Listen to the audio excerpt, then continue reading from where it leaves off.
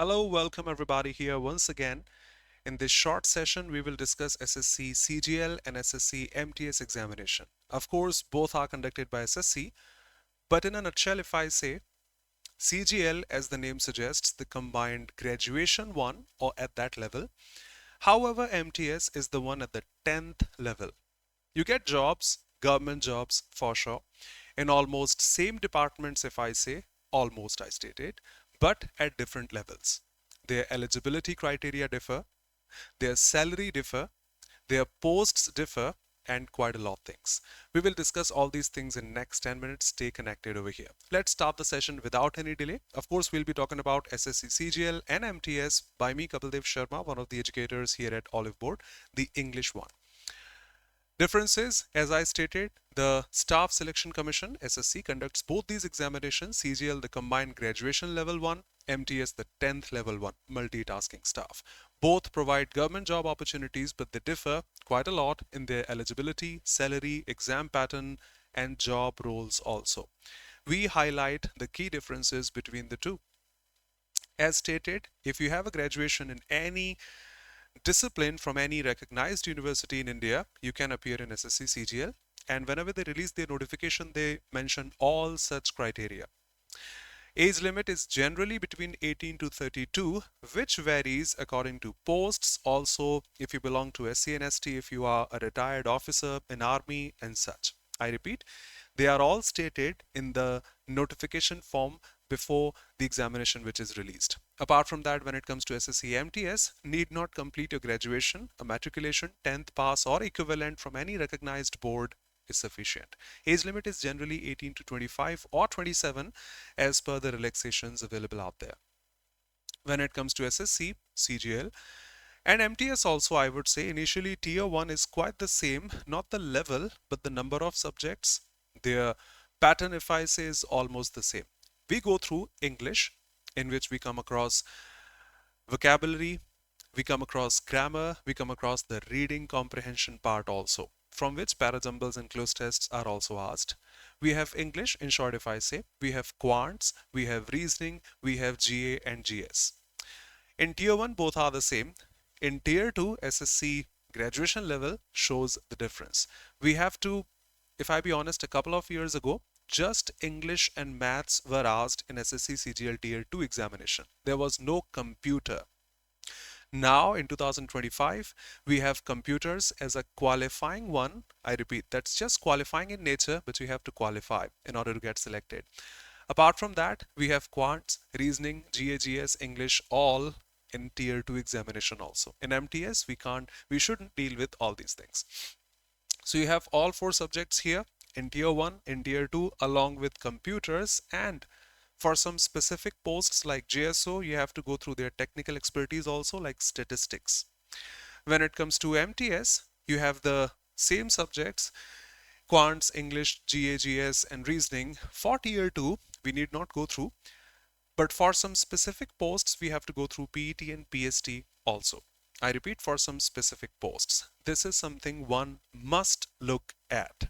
If you get a job in SSC CGL, these are the posts, departments you work in. Inspector of Income Tax, Central Excise, Inspector of Preventive Officer, Examiner, Assistant Enforcement Officer, Sub-Inspector through CPO, CBI, NIA, Junior Statistical Officer, one of the most desired posts, GSO, ASO in MEA, Ministry of External Affairs, Divisional Accountant, Post Assistant, and such. However, I repeat, this is the graduation one. So after completing your graduation, you have that level, you can handle all these responsibilities. Once you have just completed your 10th, you get a job of Pune, Daftari, Jamadar, Junior, Gestioner of Operator, Chaukidar, Safaiwala, Mali, Operator, MTS Havildar. If I put something from my side here, because I know the names, words differ quite a lot. Some of my students at their age initially, when they were not eligible for CGL, they didn't have completed their graduation, if I say, they opted for any job in MTS. They had a job and they kept on preparing for SSC CGL examination. So you had a job relaxing some responsibilities, if I say, at least getting some income. Apart from that, if you have worked hard for MTS also, enhance, increase your preparation, and for sure you can qualify SSC CGL examination with your hard work, perseverance, and dedication. So it's not bad getting a job in SSC MTS and then improving it further, then appearing in CGL again whenever you get comfortable, eligible, and then getting a job in CGL. I hope you get my message. Yes. When it comes to the salary, it is generally 35,000 to 80,000, I'm sorry, initially per month, along with the other allowances like DA, HRA, TA, and such.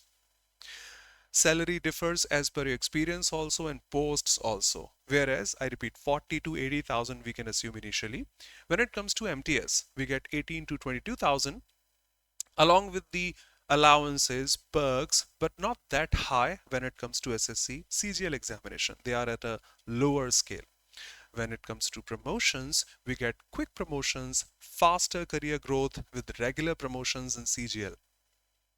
We have a great career progress path if we are there in SSC CGL examination. With the departmental examination, with your posts, experience, you can get good and higher salary, post, and everything such. When it comes to MTS, we have promotions, of course, working in almost the same departments, but not at that level. They are slow, so the career growth is so slow here, and limited scope for promotions. When it comes to the other factors, we get the same level here as I've marked, that yes, you have to deal with your reasoning, aptitude, English, and GA. In MTS, in CGL also, level differs in SSC CGL and SSC MTS examination. When it comes to the Tier 2, here the Tier 2 is so vast. The syllabus is also vast. As I stated a couple of years ago, just 2 subjects were there. Now we have 4 subjects along with computer, which is also qualifying in nature, a hurdle for many of us. Skill tests are also there for some specific posts. Okay, I hope so. This is something when we start preparing, we can deal with. We have to deal with. When it comes to paper 2, here for some specific posts in SSC CGL, which are obviously given by SSC CGL, not by SSC MTS, we get some technical content like statistics. Generally, if I talk about overall marks, they have varied across or over the years, if I say. So once you start preparing, you have to check the current notification of what the current standard is or the eligibility is. So I won't say anything about this right now.